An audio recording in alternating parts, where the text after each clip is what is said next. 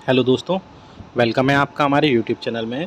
Pensioners, family pensioners और कर्मचारियों के लिए मैं 3 बड़े अपडेट लेकर आया हूं। जी हां दोस्तों, पहला बड़ा अपडेट है उनका स्पर्श पोर्टल में अपडेशन को लेकर के। दूसरा बड़ा अपडेट मैं देने वाला हूं आपको लाइफ सर्टिफिकेट के रिगार्डिंग, वो भी बहुत बड़ा अपडेट है, आपके बहुत काम आने वाला है।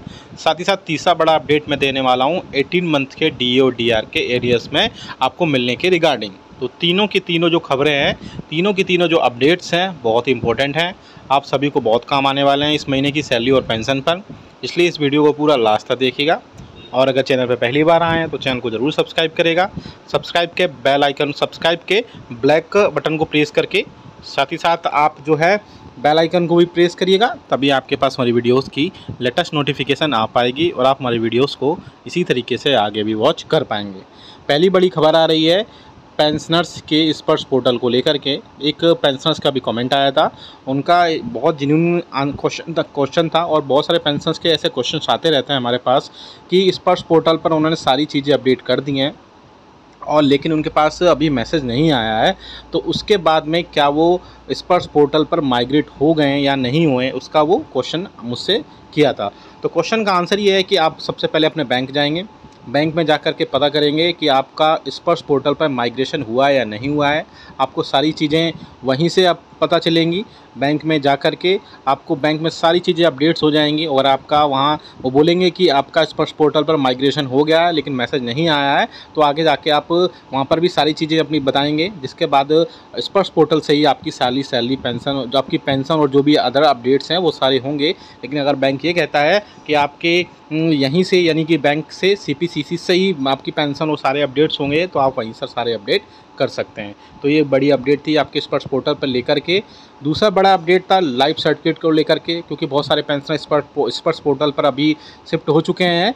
तो बहुत सारी चीज़ें अभी वो अपडेट कर रहा है, चाहे अपना प्रोफाइल डेटा हो, लाइफ सर्टिफिकेट हो या और भी उसमें उसमें स्पर्श पोर्टल में बहुत सारी चीज़ें अपडेट होती हैं, चाहे उसमें डेट ऑफ बर्थ हो और भी अदर्स चीज़ें होती हैं उसमें, पैन कार्ड, ये सारी चीज़ें उसमें date of birth and other चीज़ें होती हैं, वो सारी अपडेट करनी होती हैं। अगर आप अपडेट कर रहे हैं तो एक क्वेश्चन ये भी आया था कि क्या हम अपडेट कर रहे हैं तो क्या हमारा स्पर्श पोर्टल पर ये सारी चीज़ें सबमिट करने के बाद क्या लाइफ सर्टिफिकेट सबमिट होगा या उसमें भी कुछ करेक्शन करने की ज़रूरत है या नहीं है। तो मैं आपको बता दूं, वो आप जो भी स्पर्श पोर्टल पर सारी चीज़ें अपडेट कर रहे हैं वो आप अपडेट करते रहिए, उसका लाइफ सर्टिफिकेट से कोई कनेक्शन नहीं है। आप जैसे ही लाइफ सर्टिफिकेट अपना सबमिट करेंगे वो सबमिट हो जाएगा और आपको अपना स्टेटस भी उसमें देख पाएंगे।